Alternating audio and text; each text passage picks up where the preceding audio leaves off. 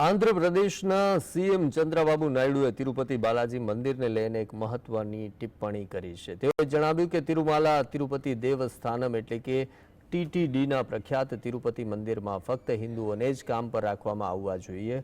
મંદિરમાં પૂજન અર્ચન કર્યા બાદ નાયડુએ કહ્યું કે તિરુમાલા મંદિરમાં ફક્ત હિન્દુઓને જ કામ પર રાખવા જોઈએ।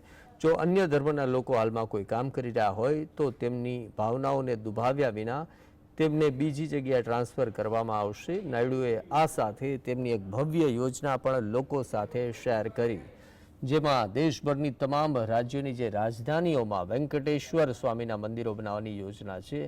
ચંદ્રબાબુ નાયડુ પોતાના પુત્ર નારા લોકેશ અને પરિવારના સભ્યો સાથે તિરુમાલામાં ભગવાન વેંકટેશ્વર સ્વામીના મંદિરમાં પૂજન અર્ચન માટે પહોંચ્યા હતા। આ પહેલા પરંપરાગત પોશાક પહેરેલા સીએમ ભગવાન વેંકટેશ્વરના દર્શન અને પૂજા કરી હતી।